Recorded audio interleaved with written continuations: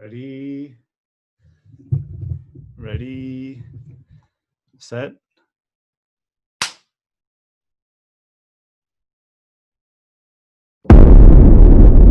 Hey, Jackson, Archie, hello. good morning. Good morning. How are you? Doing well, man. How are you? I'm doing well. All right, so we'll get started here. We kind of already started. Who knows? I might use some of that footage for the intro. Me just talking about my hair.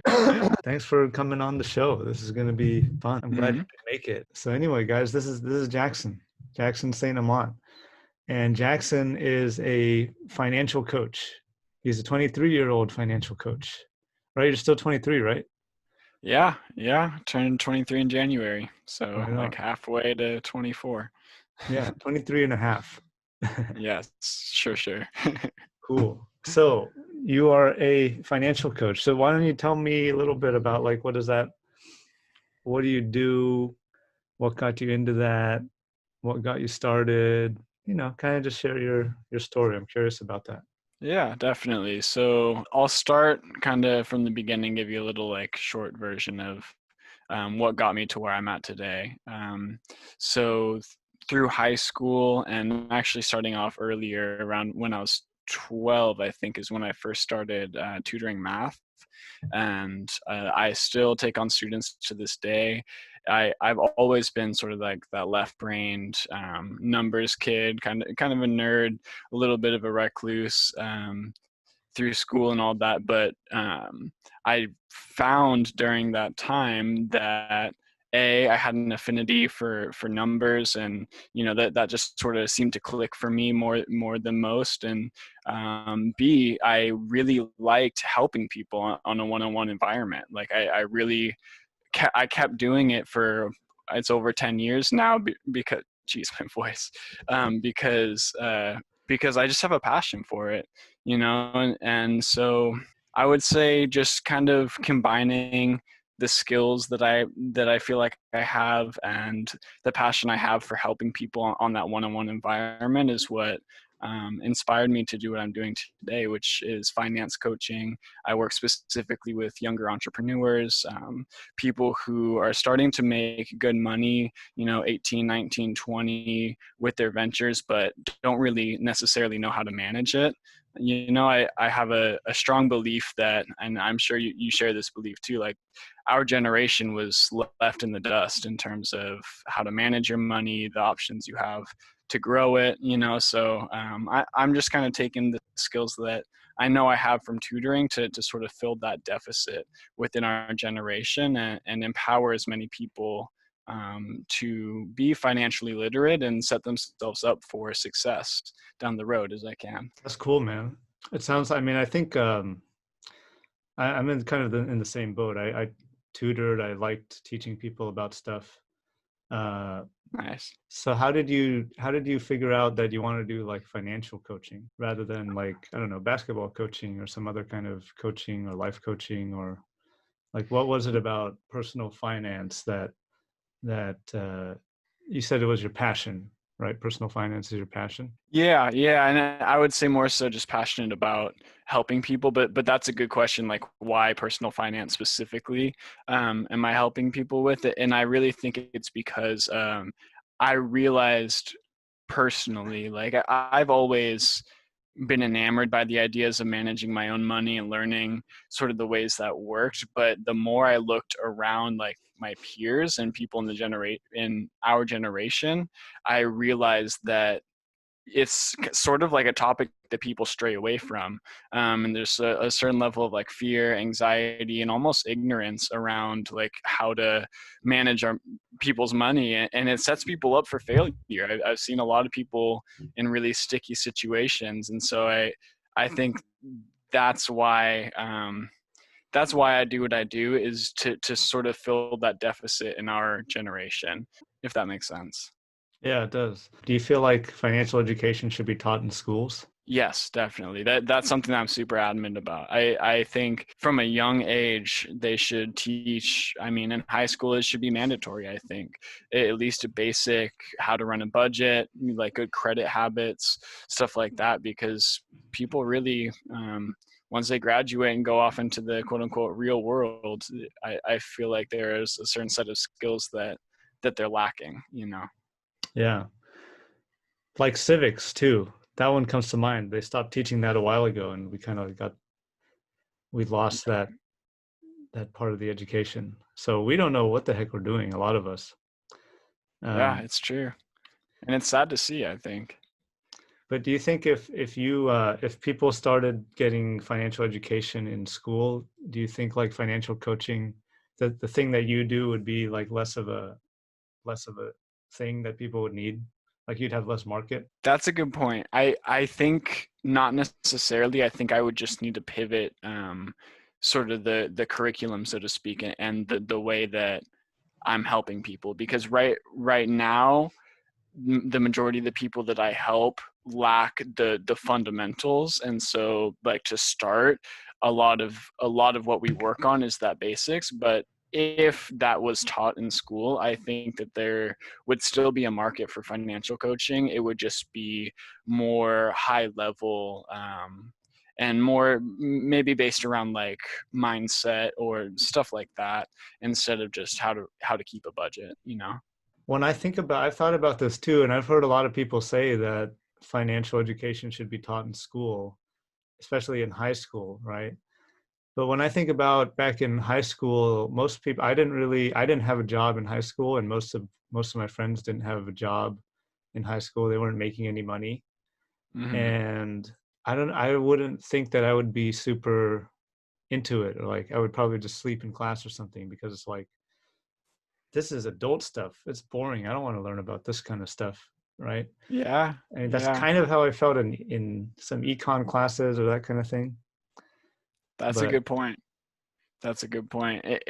I guess like the question is how do you create that like that curiosity or that motivation amongst the entire generation? Like how do you um, make people interested in learning about finance? Because you're right, if it was mandatory but nobody liked it, like math class, then like what's the efficacy in that?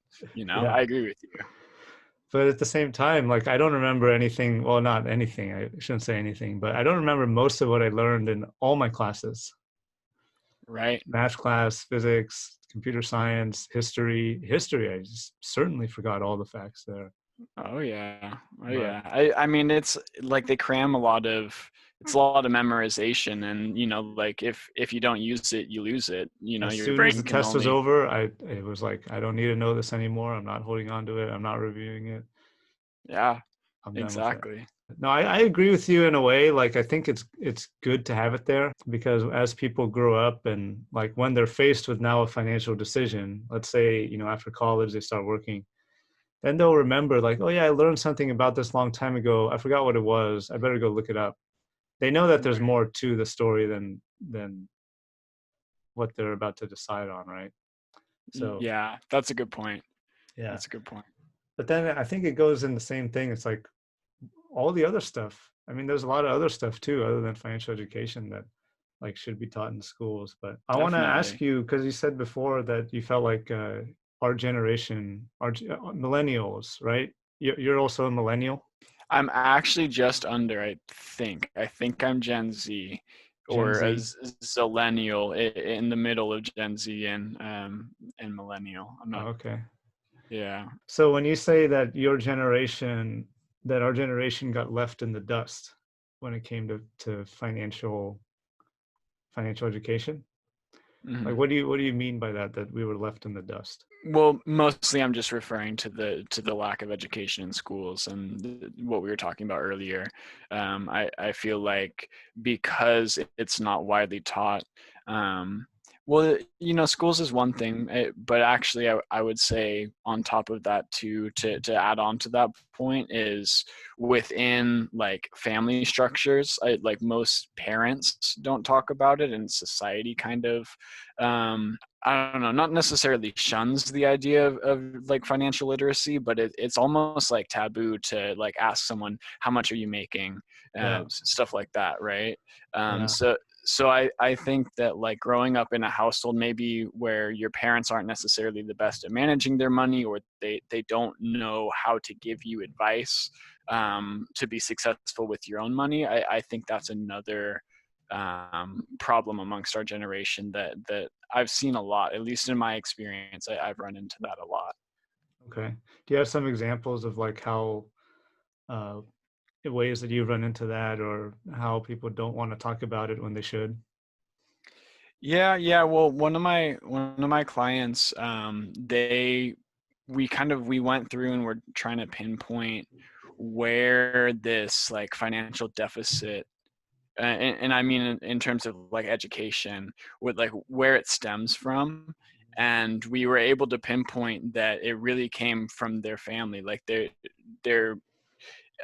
his mom and his dad were both in a significant amount of debt, never Mm. really knew how to manage their money. It's kind of like Robert Kiyosaki's like Rich Dad Poor Dad, um, right?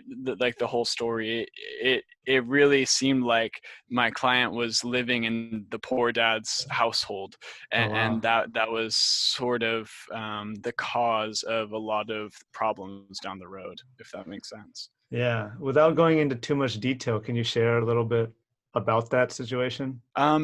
Yeah, I would say so.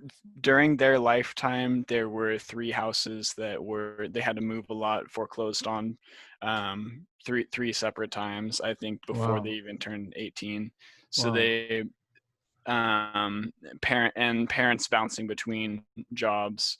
I think dad was unemployed for a good period of time while they were growing up. So yeah, that's as much detail as I think they would feel comfortable with me sharing. But it is, it's just sort of like, and it's not just like that. That story isn't in a vacuum.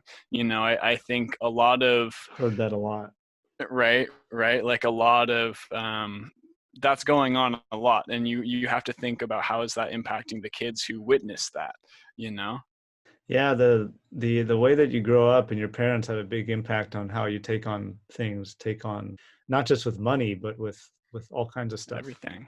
Oh yeah, because they're your role model to a large extent, and you don't really know better the Yeah. more majority of the time. So yeah, Yeah. We don't really talk about financial life. We talk about things like love life, how's right, your career life doing, work life balance, but financial life or money life we never really talk about. And yeah, like you said, we it's kind of a taboo cliche topic to talk about how much you make, or in some circles, how much your right, bonus was or how much your commissions was. In some circles it's they brag about it. right, But I think for most people they don't want to talk about that, because it's like you shouldn't be telling people how much you make, because they're either going to be yeah. jealous of you or they'll look down on you because you're not making very much. Yeah, that's a good point. And I think there's just like a general level of insecurity around money, that sort of like plagues our society. I think a lot of people, especially if they're not necessarily the best at handling it, feel insecure about talking about it. And they, like you said, they would be more likely to talk about their love life than their financial life, which is crazy to me, but it's true. Yeah, well, in the locker room that's what you would talk about. Right. Right. Right. Not that I would know, but yeah. So how was it growing up with your family? Like, how did they teach you about money or not teach you about money? Like, what was the dynamic there? It's interesting. From a young age, I've always been like really just enamored by the concept of money.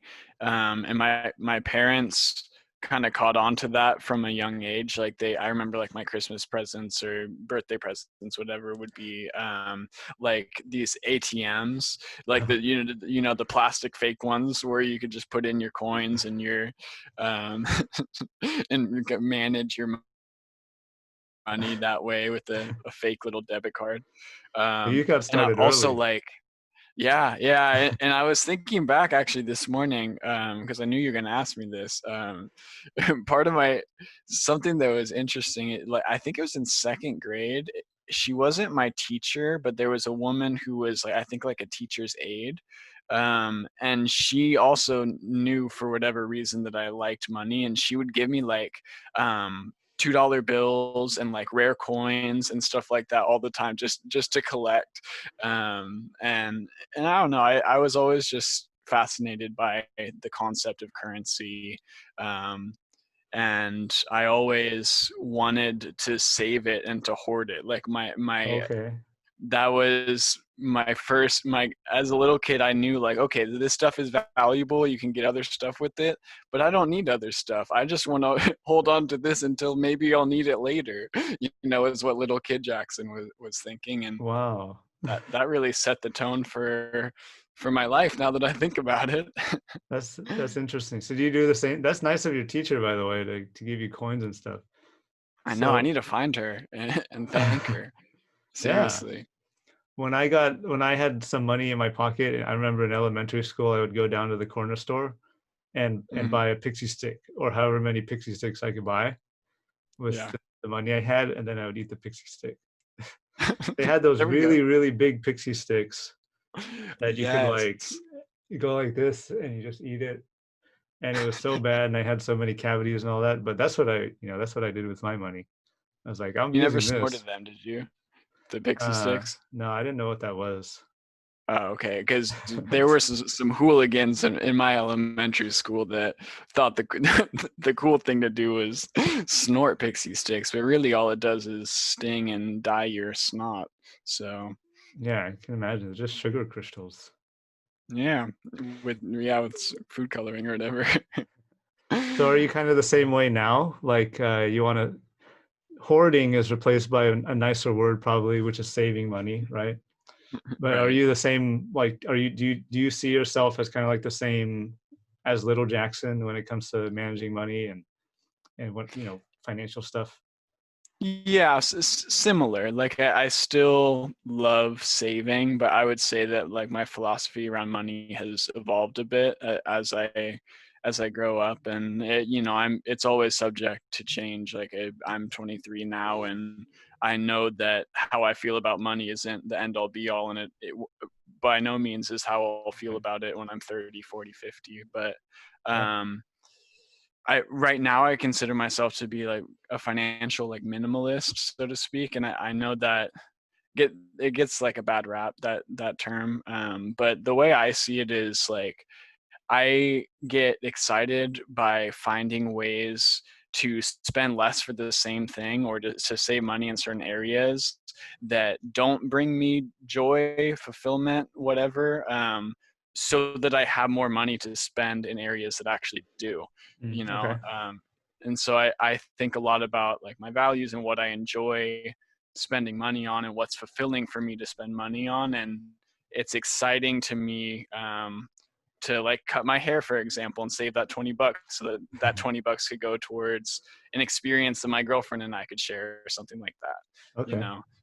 So I'd say that's where I'm at right now in terms of my philosophy with money. Wow, amazing. I like that you are aware that your philosophy can change as you grow older and as different things Yeah, happen, right? That's very like astute. Is thank astute the you. right word? I I don't don't know if know. that's the right word, but you know what I'm W- trying to say, Was right? that an SAT vocab word? I'm not sure.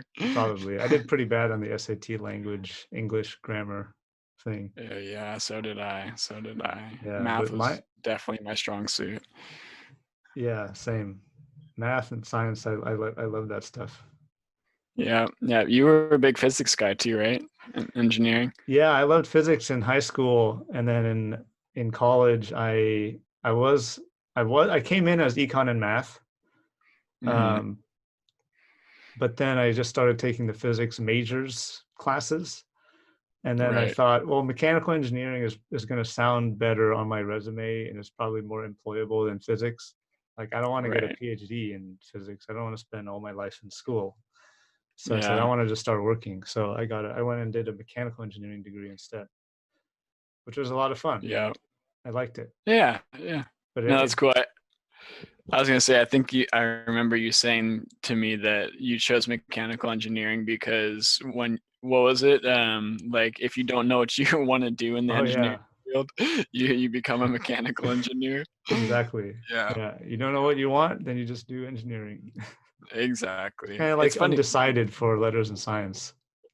Exactly. Exactly. It's funny because we flip-flopped. I came in initially with engineering and then flipped to math, and econ down the road. So Did you choose that because you knew that you were interested in finance and you wanted to do econ? yeah, yeah, math, just the numbers side of math. Like I took pretty much every math class that was Mm. available at the community college I was going to, just because I loved the numbers and I started to see the applications towards personal finance at at a certain point. Like compound Yeah. interest is definitely a result, of some equations, and so I don't know. I would say I was always just interested by the way that stuff works. It makes sense to me to a certain degree, more so than others, I would say. And so, yeah, I was just, and I like the application of it.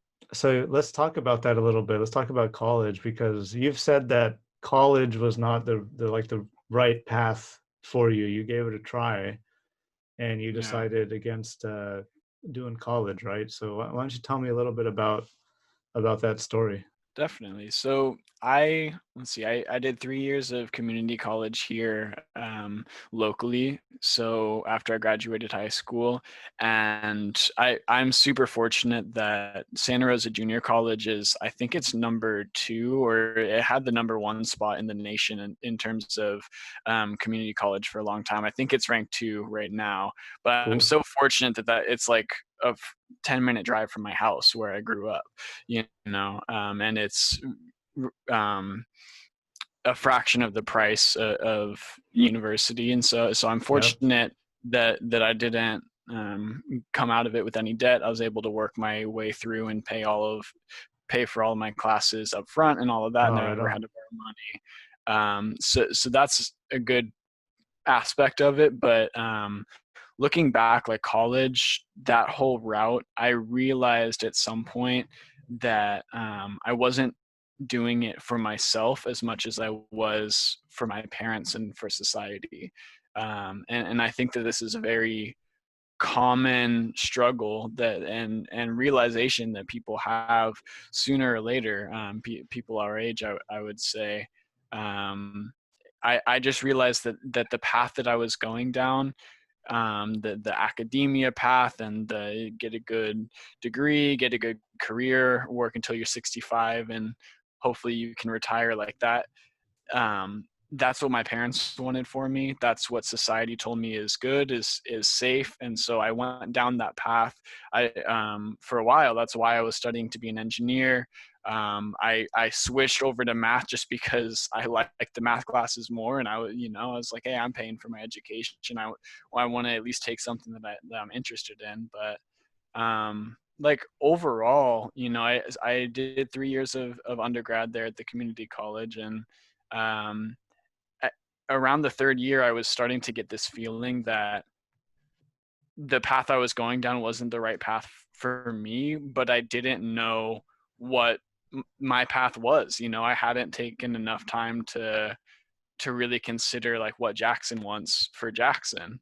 You know, it, and so during my third year of community college, I saved up around like 75, $80,000 to take a gap year, is what I told everybody. We Wow. moved up to Eugene, Oregon. And I told everybody because my family, all that, wants me to continue, get my degree and transfer, all that. So I was taking a gap year, but really I was finding myself, and I saved that money to be able to have all my expenses paid and just not wouldn't have to work for that year.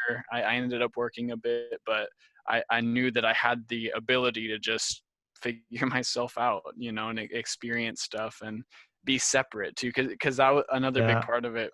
Staying local, what was good in a sense that I had the security of my family, but the flip side of that is that I was kind of in that bubble of the expectations and all of that parents society had for me. So it really took me to move to a different state to be able to um, really have the introspection that I needed to Hmm. to to choose to figure out what was right for me, and I still don't know what that is.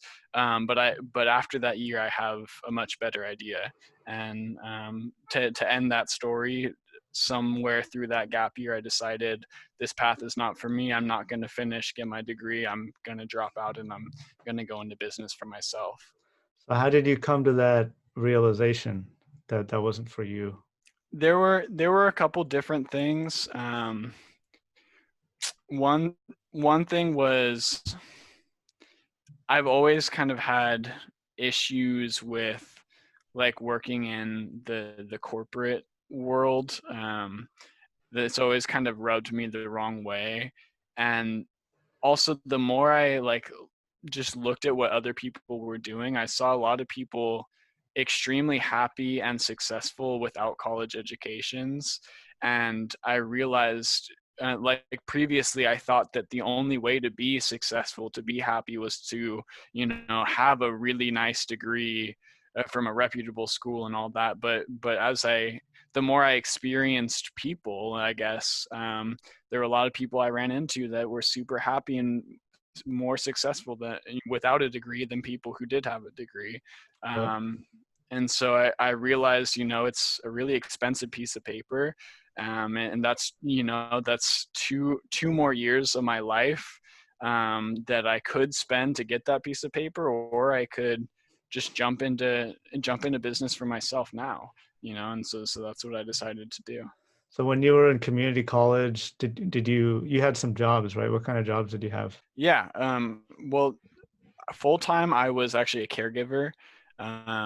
There's a home here locally that has 6 adult men with severe autism, and I was part of a team that took care of them and got them out in the community, served meals, Yeah. Wow, cool. that sort of stuff. So I was doing that full time for a while, and then math tutoring was big. I would have like 5 to 6 students at a time typically that I was seeing once a week. But I loved that because I would be able to set my own schedule and work it around my the caregiving and all of that. So math tutoring, and then I delivered food for lots of different like DoorDash. There was a local company called Food Jets. Okay. Just driving around, whatever I could do. This was when I was saving up that money to move up. And actually, a little funny story. While I was doing DoorDash, there was a little Chinese restaurant that I went to, and I would deliver their food for the company DoorDash, but not for like the actual restaurant. And the owner of it, like we created a relationship. Like, she really liked me because I was there a lot, and she was like, "Hey, I will like pay you cash under the table to just deliver our stuff, because DoorDash is taking a percentage, right?" Yeah, they take a big chunk of that. Yeah, and so I ended up getting a little, and I won't say any names, but I ended up with that relationship too, which was super cool because I was going to that restaurant anyways for DoorDash. Yeah. And then she would just she had my phone number, and she would call me and be like, "Hey, we have this order. Here's the address," and slide some cash my way. So Amazing. Well, this is going on the internet, right? So, the internet, there's people that will be able to figure out what yeah, restaurant that yeah. was. Fair, fair, fair. I think that ownership changed since then with Oh, that okay. restaurant. Safe. So yeah, fingers crossed. But you were able to save up a lot of money when you were doing those 3 jobs. It sounds like 70 or $80,000. hmm That's a Yeah, lot. yes. Thank you. It was hard work. My expenses were really low during that time. I was super fortunate. I was actually living in a little um, it was a separated garage that I renovated into a 1 bed, 1 bath. Um, and I was paying about $100 a month Oh, to wow. live there for 3 years. That was through community college. And so that um, I was super fortunate to be in that position, to pretty much all the money I was making, I was able to save towards my future. Yeah, that's a good deal on rent. Nowadays, garages go for like 1,500. You're telling me, man. No You're bathroom or telling me. anything. Seriously, go outside. Amazing. Um, there was something that I wanted to ask you, but I forgot what it was. Oh yeah, you said corporate rubs you the wrong way. Like, what do you mean by that? I think, like problems with authority, I guess isn't the right way to say it, but I just I'm trying to say this in the nicest way possible, but every time I've worked a quote unquote like corporate job and worked like under somebody, I have issues being told what to do unless I fully understand why I'm doing it and why I'm Uh, being what the reasoning behind it is. okay. And at least my personal experience with that little like taste of the quote unquote corporate world that I had, and I'm referring mostly to the insurance industry actually. I did a little over a year with a couple different companies there, and I just feel like in general with my experience, there's a level of bureaucracy and like people who are telling me what to do didn't necessarily know why they were telling me to do that. It just was, just do it because, and that never was okay with me. I felt uncomfortable to a degree with that, if that makes sense. And you needed to, so you wanted to know the reason behind, like, let's say I'm your boss in corporate, right? And I say, hey, Jackson, go and do this thing. Then you would want to know why. Yeah, and my bosses hated that. And then if I didn't know why, then, I wouldn't tell you because I'm telling you to do it because my boss told me to do it, right? Exactly. And you didn't like that? Right. Oh, Right. okay. That I Whenever I do something, I feel like a strong need to know the reasoning behind it, Uh-huh. or else I feel like it's kind of meaningless action. Um, and that's just my opinion. It works for a lot of people. It just doesn't work for me. Yeah. Well, I think that's common amongst people. Like, and I think that might be the reason why a lot of companies nowadays are doing a lot of identity work and, defining their mission and vision and making sure that everybody knows it and Right. adding ping pong tables into the room and whatever. Yeah. Because they need people to like align with the vision. And I think a lot of people are like you, they don't want to just do stuff to do stuff. They want to Right. do stuff because they believe in the company's vision and they think that they're making a better place, or the world, that they think that they're making the world a better place by the day-to-day what they're doing at the company, right? Right. Yeah, no, that makes a lot of sense. I think that a lot of the successful companies nowadays, everyone's on the same page in terms of what the mission is, what the values are, um, all of that. I think it's a lot easier for people to like comply with orders and do what they're supposed to do if they're If they feel good doing it about for. it. Yeah, exactly. But it still really hasn't helped the engagement at work. There was a Yeah, study done recently where it says, like, okay, I think 80% of people are not engaged at work, which is the same as it was 20 years ago. So they're trying to do all this stuff and make all these improvements, but it doesn't seem like it's really working. it's not working. Huh? I didn't know that. But when you sign up for a job, right? Hmm. You sign the pieces of paper and you say, I'm going to give you this amount of time or salaried stuff. I'm going to be here and here during this amount of time. Then whatever it is that you're signing up to do, or whatever it is that you're told to do, that you're just supposed to do it, right? I think that's Yeah, the nature of that kind of work. Yeah, it is. I think it inherently within, having a boss and answering to requests and all of that. I think that's part of it. And people, you're right. You go into a job with that knowledge. You sign the contracts knowing that, that they have the ability to tell you what to do and that you are just supposed to comply. Um, Well, you don't it, have it, to comply. You can always say no, you don't want to do it, and you can yeah, leave. You can leave at any time. That's fair, and I left a lot of places because of that. Um, and the other thing too for me was I always felt like I was building somebody else's dream or mission, working for somebody else, and Yeah. I felt like there's more that I can do in this world, and like I can leave a stronger legacy than, retiring from some other company. I could take the energy that I have now and really channel it into building my own dream and all the cliche things that people say. But I really am trying to build like a community and like a almost an empire around like financial literacy, honestly. So Okay. Well, tell me a little bit more about that. That sounds interesting.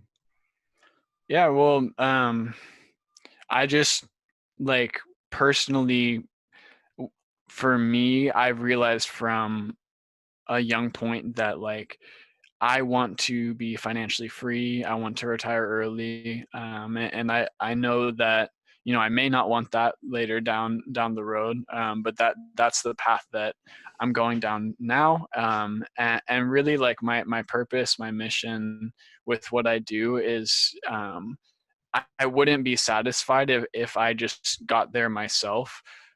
And I would rather be able to empower and help as many other people who are going down that same path get there too with me. Like that's the fulfilling part, is like we're all financially free and retired early together.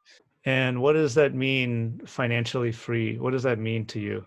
For me, it just sort of being able to not have to worry about um, having your bills paid and being able to live life on your own terms. And I know those are both cliche statements, but like more specifically, I just want passive income to the point that my basic living expenses, like not including like the unexpected costs that'll come up, and kind of more voluntary costs, but the general month to month stuff, like I want that to be covered so that work work becomes a choice as opposed to a necessity. Yeah, That's the big thing for me. And when I think of being financially free and retired early, I don't think of not working. I just think of having the choice to take a day off and, or not have to answer to a boss, like stuff like that. I see. So you're your own boss right now, right? Yeah. So that's when you become financially free, who's going to be your boss? You're going to be your own boss still. Yeah. Yeah. So when you tell yourself, when you're your own boss, right? When you hmm tell yourself to do something, do you ask yourself, why am I doing this?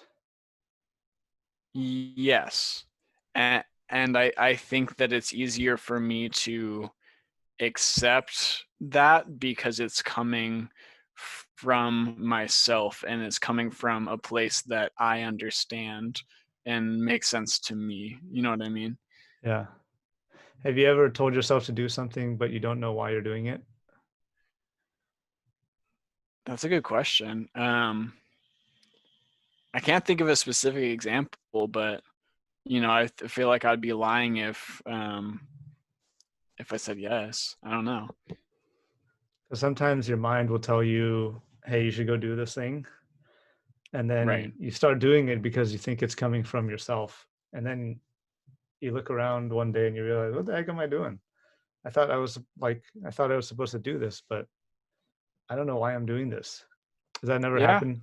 I mean, well, I guess Well, you said it hasn't never happened, but I guess like back to the like college experience that I had, I yeah, think a lot of like especially in high school, I think I did have the illusion that it was myself wanting that I mm, wanted a good degree and all of that. But I now realize that it was an illusion. So yeah, you're right. I guess I was kind of telling myself to do stuff that I didn't really know why I was doing it. how did you break free from that illusion?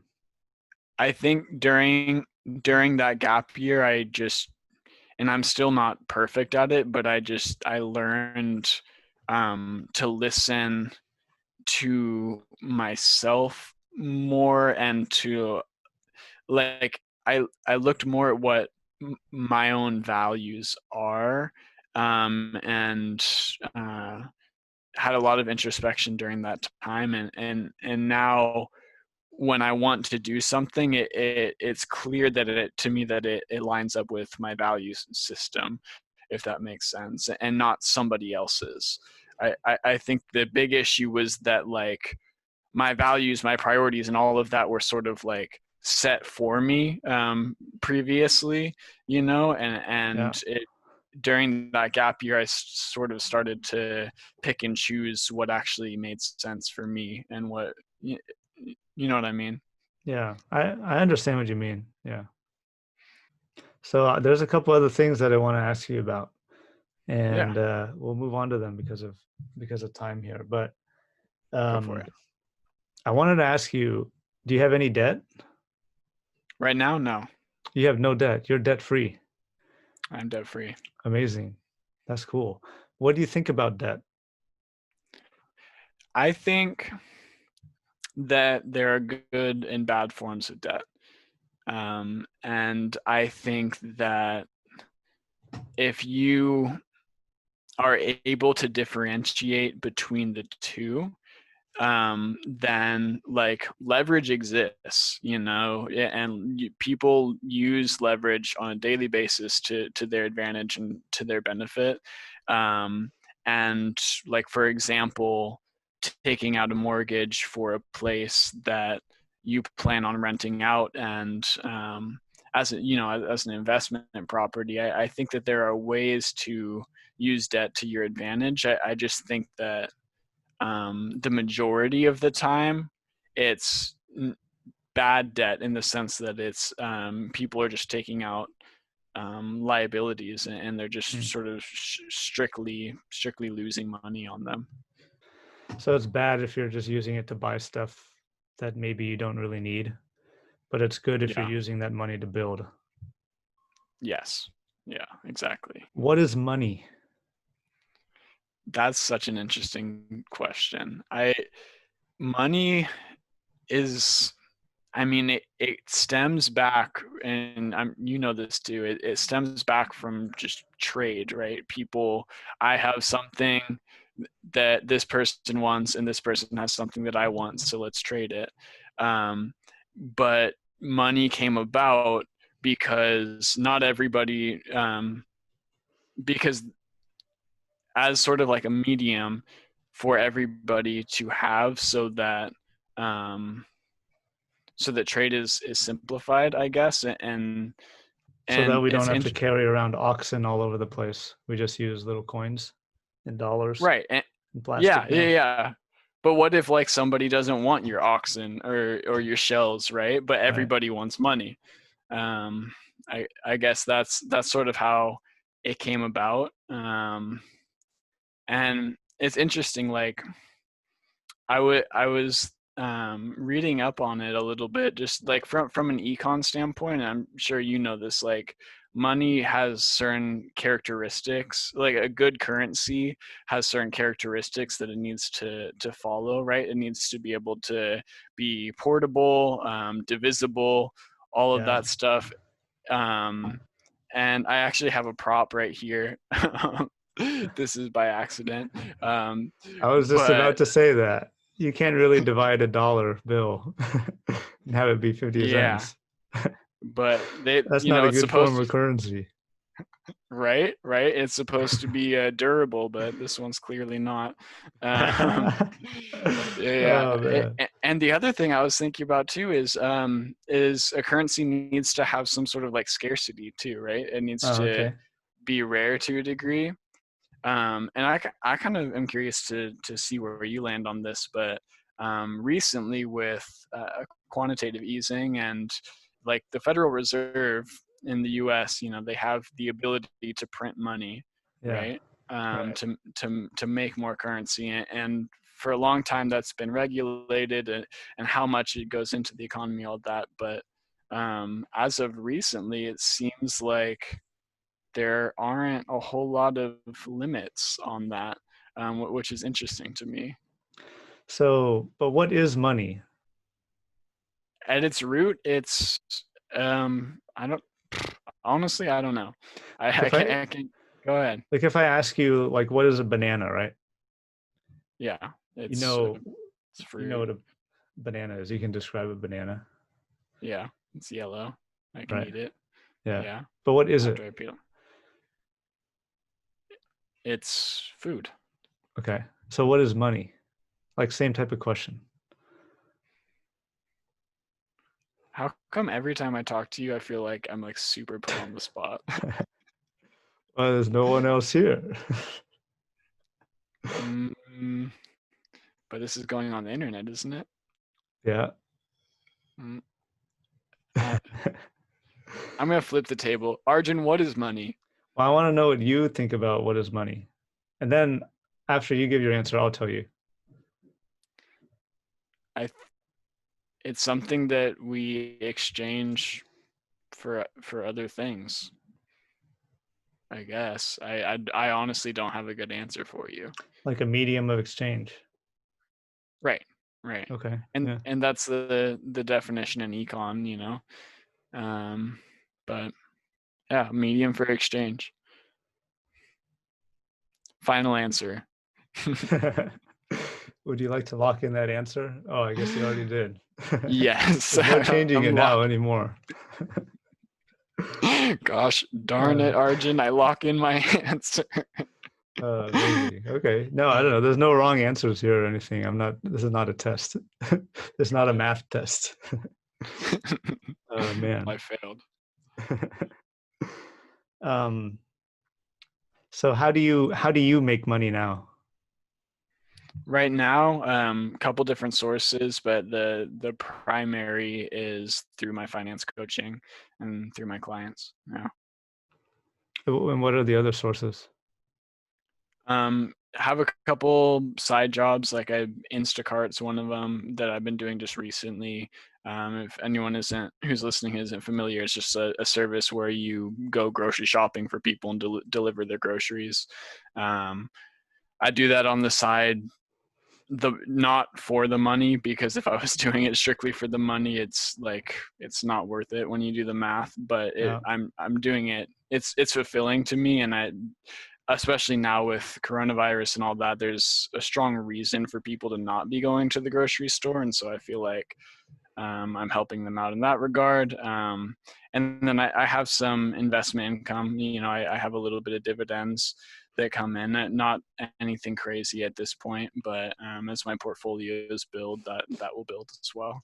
Right on. And you said your main source of income is from financial coaching, right?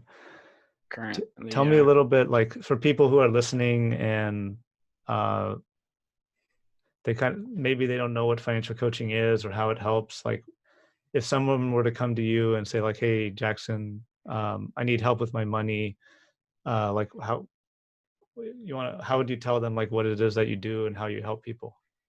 Definitely. So the big three takeaways that all of my clients get through my program is you walk away with clarity of the mindset, the habits, and the tools that you need to be successful with money.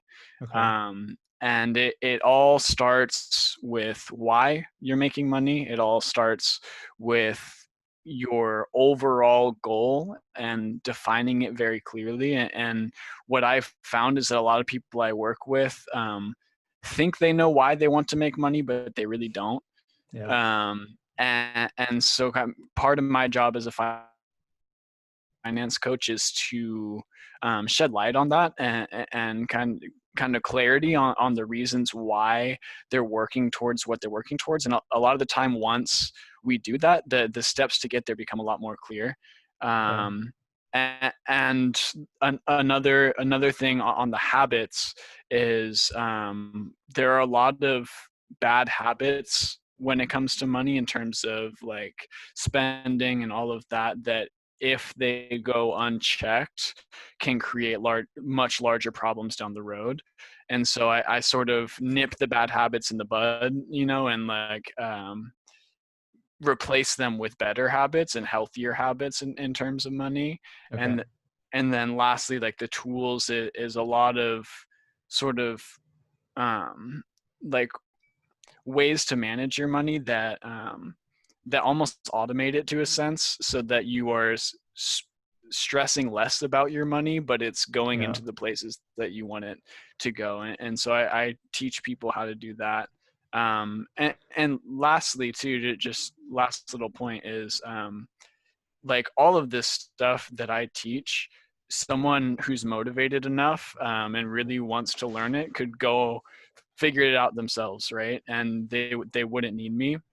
The reason why I do what I do is to offer that sort of level of accountability for people who maybe they're motivated, they want to be better with their finances, but there's something internal, like a lack of discipline, Hmm. or something like that, that is holding themselves back from doing it. And so just having me, once a week, for 8 weeks is the way I've structured my program currently.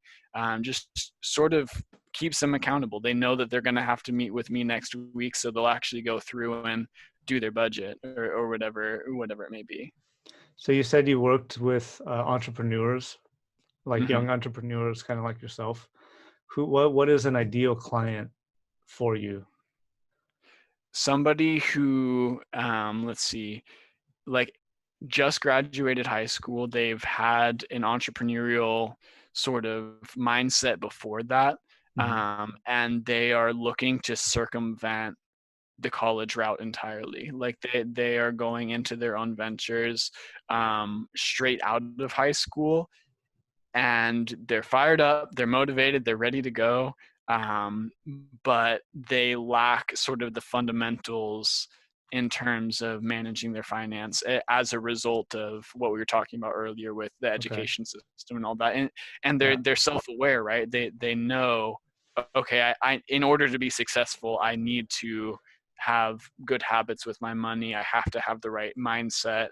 Um, and they could do it on themselves, but with me it's sort of like an accelerated, way of getting there, you know. Hmm. That sounds like what colleges kind of try to get you to do. Yeah, yeah, So see, but so if I was gonna say, you're in high school and you don't want to go to college, then sign up with Jackson. yeah, 8 weeks, and it's a lot cheaper than a Yeah, college probably a lot degree. cheaper. Yeah, yeah. Take out any debt. Yeah, and the other thing too is, like, um it's extremely counterintuitive for, and this too as a finance coach, like, it's really counterintuitive for a financial coaching program to put somebody into debt, or to break the bank, so to speak. Yeah. Like, I justify my prices in the sense that the money that you initially invest in yourself to work with me, you will be able to save tenfold down the road, and quickly too. Right. Um, so that's the big thing. Yeah. Right on. Yeah, that sounds like very valuable kind of stuff. And especially like because when I was, I wish I had the sense enough to hire a coach when I was just getting started because I learned everything on my own and I Hmm. tried to, Google searches and reading forums and books and stuff.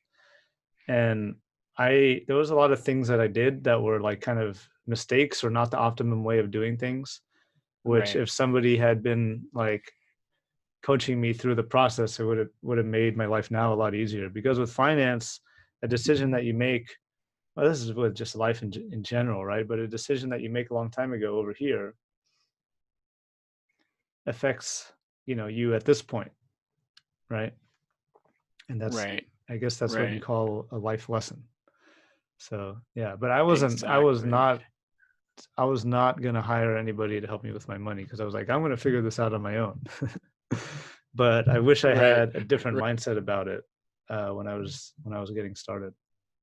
Yeah, me too. I wish that when I was 18 I would have hired a coach, because I would have got, to where I am a lot quicker, and wouldn't have made the same mistakes. And, like, that's the big thing as a finance coach, as a mentor, is like, I'm going down this path by myself too, right? Like, I don't have all of the answers by any means. I'm not an expert. I'm not Warren Buffett. I mean, no one has it fully figured out, but I don't think many but I people are Warren Buffett. I think only Warren Buffett is Warren Buffett. Yeah, maybe. Yeah. No, but my point being, like, I have I've made a lot of mistakes and I've learned quite a bit down that path. And so, Yeah, like, my value proposition and, like, as a coach, it is if I take somebody who's, say, 18, 19 under my wing, then I'm able to show them, hey, like, watch out for that, don't step over there. Um right. and That's where the value is. Yeah, exactly, allow them to get to where they want to go a lot quicker. And especially with money, and this, like, with compound interest, like, time is your greatest asset. The yeah, sooner you're able to start investing and let your money grow for you, the better. And so I try to get people as young as I can, who are already inspired and want to learn, because if somebody doesn't want to learn, then there's no point in them investing in my program. They won't get anything out of it. But right. um, but yeah, If there's any 18-year-olds or 19-year-olds that are watching here, maybe this will get you a little bit interested, motivated to get your finances or talk to Jackson here. yeah, If you get your stuff together really good, then you can save for retirement. Maybe it'll take you 5 years or 10 years of just putting money away between yeah, 18 and 28. And you're going to end up with more money at the end of the day in retirement than most people yeah. have. And they've been saving, 20 years, 30 years. Right. Right. It all depends on how aggressive you can be with it, but the younger you start, the better. Yeah. Especially there's a lot more risks that you can take at this age, and at younger ages, where somebody in their 30s, 40s, 50s with a mortgage and all that, family, like, there's a lot less, and they don't have as much time either. So Yeah. I feel like now is the time to do a lot of stuff. Try this, try that, take this risk, do that risk. You know, yeah, it's okay to maybe not be like stable and secure and like have everything figured out at this stage. Because I don't yeah, think anybody really does. Well, I'm sure that some people do, but I don't think most people that are in the situation of like um, posting really nice stuff on Instagram and Facebook and stuff, who you'd look at them and say, "Oh, they have it all figured out." I don't know that they do. It's impossible to yeah. know, Right. right? But Right. that's I kind of like that's really great that you're doing this, man. appreciate that. Especially at a young age. I think a lot of people are like, oh, "I'm too young. I can't help people, or I don't have enough experience." But right on Right. you for like going out there and doing it. I appreciate that. And I fully recognize that there are tons of people that I can't help. Yeah, And so I focus my efforts on the small group of people that I can, where I where I'm able to have the biggest transformation in the people that I work with. And I've really honed in on that young entrepreneur group, the motivated people who I can relate with, who maybe have struggles with authority like I do, and want to build their own dream. Those are the people that I can help the most. And so yeah, far, I've had some success with it. And more importantly, I just really enjoy what I do. And right on. That's important. yeah, That's important. And as long as you know why you're doing it, then you'll continue to do it, and you'll be happy ex- doing it. exactly. I Uh, feel a lot happier now that I know why I'm doing what I do. right. So I want to ask you. You mentioned that you had a girlfriend, Mhm. and money comes into play definitely when you're dating and when you have a girlfriend and when you're getting engaged and married and all that stuff. It's a big topic, right? Yeah. So so how's that going? Like from both a general sense and from a money sense as well. How does dating and money work? That is such an interesting topic. Like, in my personal experience, I think it's important to, it doesn't have to be like an end all be all, but I think it's very important to have a partner who shares your ideals when it comes to money, and shares your goals and your priorities, and sort of like what you are both working towards, so to speak. Like I'm very fortunate. My girlfriend shares pretty much all of the same priorities. Like we want to, together, be financially free, retire early, and so it makes it a lot easier, um, because like right now we're making a lot of sacrifices, and there's a lot of delayed gratification going on, but her and I are both okay with that because we have the larger picture in mind. You know what I mean? And so I think when it comes to dating, like, if say like your partner's a spendthrift and you're a financial minimalist, like that could be a source of a lot of issues. It doesn't have to be the only thing, but it can make, I don't know, it could cause a lot of problems, I would say. Yeah, that's what they say. They say that divorce or money is the cause of like some absurd number of divorces. Yeah, I would believe it. I Do believe you, it. do you think that money is the result or the cause of those things, or do you think there's something else? Um, I wouldn't say, I mean, money as we defined it, a medium of exchange. I think like as it at its source, I don't think that that's the issue. I think it's that, people don't share the same ideals and priorities, and maybe values around money, and then money is sort of the way it, those problems manifest themselves, if that makes sense. Like the fact that two people's priorities don't line up manifests itself in like financial struggles, so to speak. But um, I don't know. I don't think that money is the root of the issue. I think it's more people not sharing, um, the same vision. Yeah. That's kind of like working at a company, right? And you don't share their vision, it becomes hard to work within Yeah, that company, right? exactly, exactly. And you like through marriage, and I mean, I definitely don't have the whole dating world, and I'm not married. I don't have all that figured out. But like just from an observer, I think that marriage is very much like a partnership that, you're doing life together. And if one person has a fundamentally different view of what that life is supposed to look like than the other person, then it at some point it may be better that, they go separate ways. At least that's my opinion. Yeah, it's supposed to be a union. You and your wife become one, and you're not supposed to separate. I Right. think that's become like a little thing in society where it's like, oh, it's okay. Marriage, it kind of dilutes the meaning of marriage and what it's supposed to be, Yeah.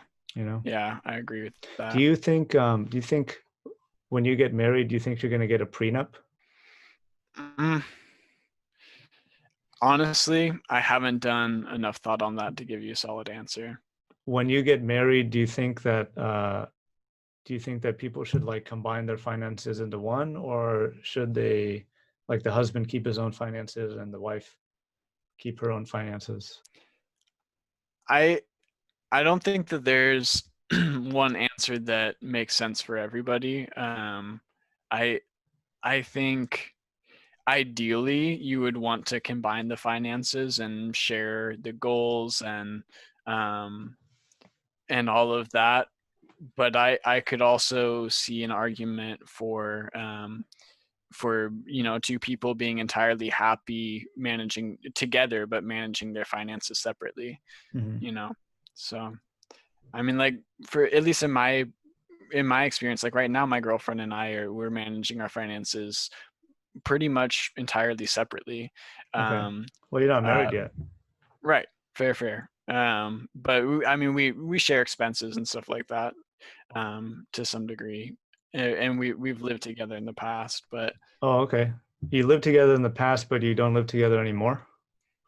yeah, yeah, just we're both living with our parents as a means of saving money, and just in Sonoma County where we live, the cost of living is astronomical. Like there, I don't know anybody my age um, who came back to Sonoma County and is who isn't living with their parents. Wow. I like it's really tough to rent out here and to support yourself at this age.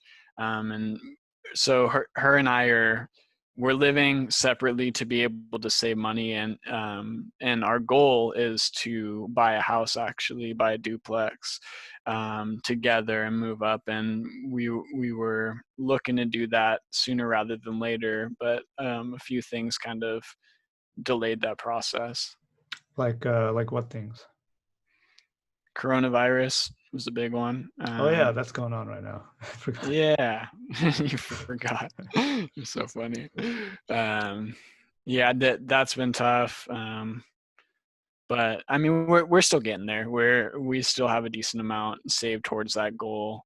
We're doing separate, um, like I'm saving my half and she's saving her half separately, but we're both getting pretty close to what our goal is there. So you said you're not living together now, but you still do share some expenses. Like what Um, kind of expenses do you share? like when we go out, stuff like that, like food is pretty much the only one right now. Oh, okay. When we were living together, I guess is what I was more referring to, like because we shared rent and all of that. Yeah.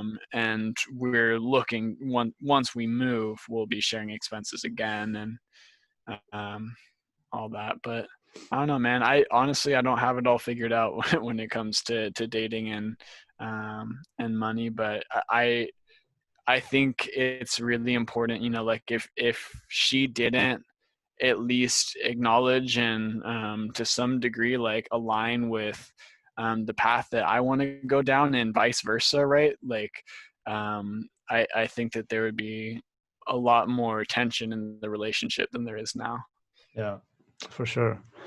That's a I Amongst my friends, I see a lot of people kind of in the same boat, in the same situation. They are, living separately from their boyfriend or girlfriend, but they do have plans to move in together, Right. right? And split the rent, and the cost of living goes down pretty dramatically. Um, Yeah. some people say that you shouldn't do that. That you should first get married before you like buy a house together or something, Hmm. because you're still boyfriend and girlfriend, right? You might break up at some point. Do you have any thoughts on? Have you thought about that? Like, what do you think about that perspective? Um, yeah, no, that makes a lot of sense to get married first, and to, I guess the point would be to like make sure that it's gonna work before you um start start sharing expenses and all that. But um to be honest, part of me, there is a little bit of fear when it comes to like what if it doesn't work out, right? Like I know that there's that possibility, and so it is kind of nerve wracking from a personal finance standpoint to be sharing expenses with somebody um, that may not be there forever. But we're deeply in love. We talk about marriage. So right now it doesn't seem like it'll be an issue, but like like I said before, everything's subject to change.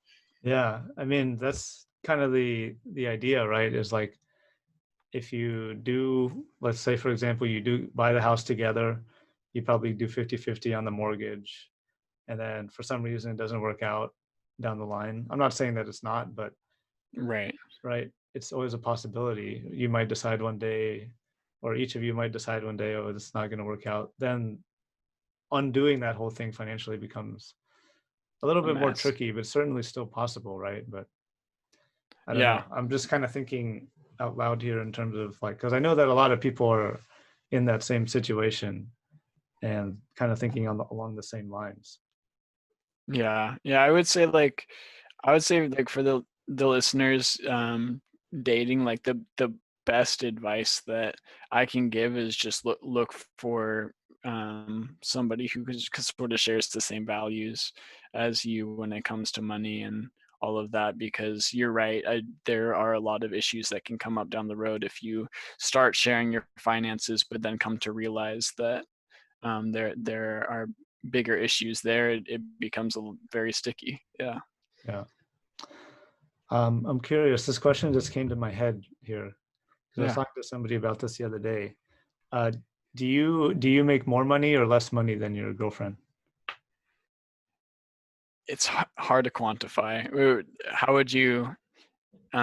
do you mean? Because she works hourly, If you look at your and I tax don't. return for 2019, like which one got more taxes?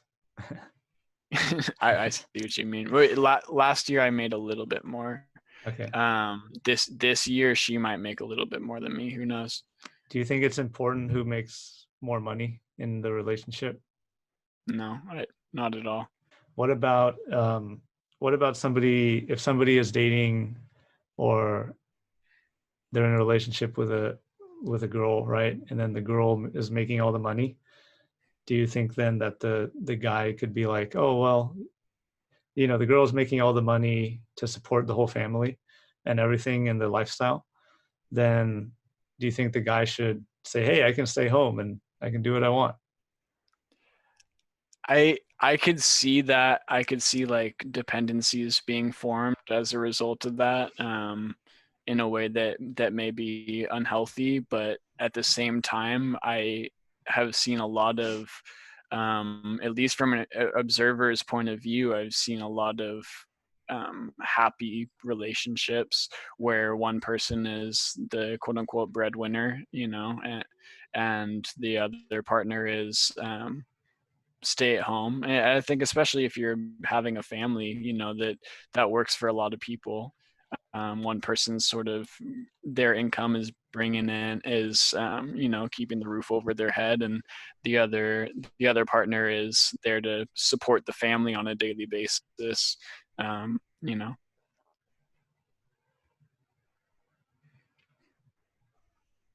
but it's a tough question, and I definitely don't have all the answers there, being a 23-year-old dude. But Yeah, me neither.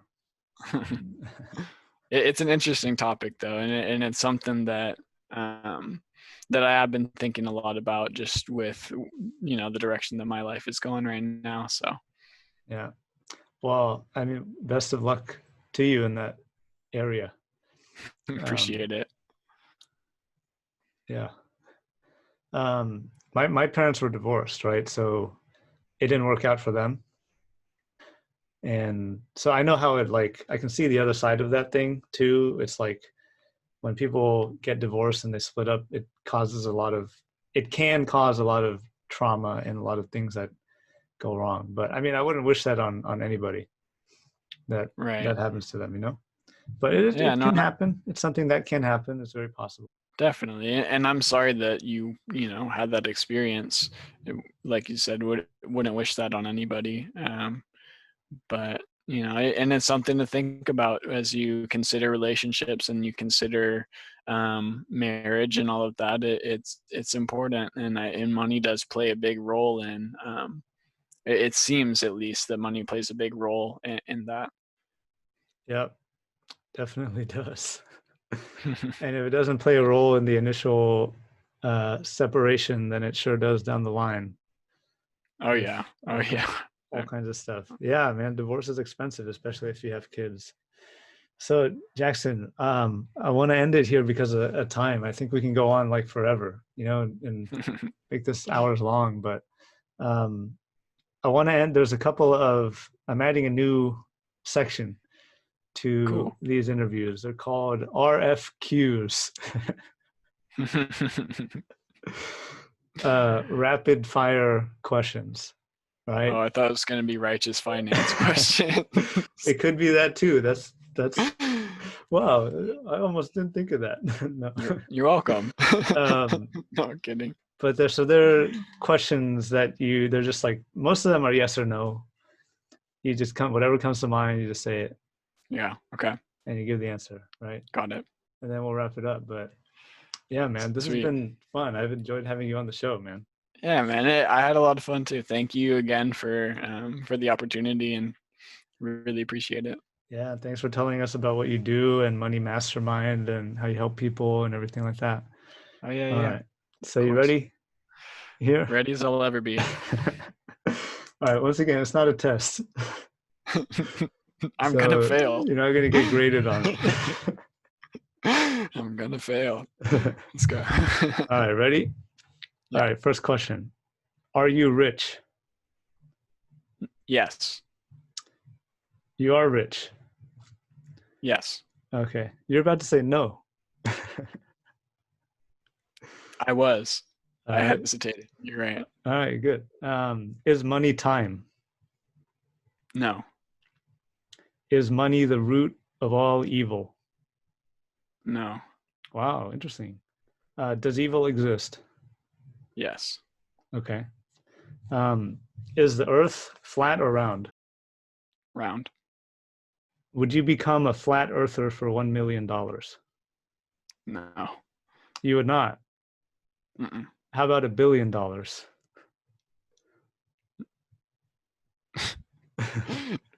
What the hell are these questions, dude? Is this yes or no question? No. No. You would not. Okay. No. If you do what you love, will money follow? Yes. Yes, it will. Yeah. Okay. There's more to that, but yeah. Yep. Okay. Should the boyfriend pay for the girlfriend's stuff? No. Okay. Should you listen to Dave Ramsey? Sometimes. Is money finite or is money infinite? Infinite. It's infinite. You said there's no wrong you said there's no wrong answers here. Yeah, no, I'm just confirming. Oh my gosh. Okay. So you said it's infinite. Can I take it back? I'll say it's finite. You say it's finite? Yeah. So it's finite? Well, with what I was getting to with the quantitative easing, like it's it's becoming infinite. That's just my opinion, though. Okay, so is it infinite or finite? Gosh darn it, it's infinite. Final answer. Infinite? All right. Cool. Yes. Should college be free for everybody? No. Okay. What is an emergency fund? 3 to 6 months of your expenses saved. Okay. Did you have a good time? Yes. Right on. Me too. This was so much fun. Had a great time. Yeah. You're so funny, dude. Well, this is love episode 2, man. Thank you for being here. Thank you for Do having you have any me. comments? Do you want to say anything else? Like, you want to plug anything else? Do you want to, I don't know, share whatever? I should probably mention the name of my company. My business is called Money Mastermind. I'm mostly active on LinkedIn, so if you're interested in connecting, just shoot me a request there and start the conversation that way. That's all I'd say. Cool. All right. Yeah. Man, well, thanks for coming. Thanks for being here. Thanks for having me, Arjun. It was a lot of fun. Yeah, you're welcome. How's the editing going on your show? It's good. Oh yeah, Jackson has a show also called Young Bulls Podcast. I should have mentioned that too. Yeah. I'm Yeah. doing a podcast called Young Bulls once a week. It's been good. The episodes have been a little bit delayed coming out recently. Because of coronavirus? Yeah, and just get out of here. But I'm getting back into the swing of things. Right on, nice. Yeah. I'm looking Yeah. forward to our episode coming out. Definitely. Can you see the my Rubik's cube? Like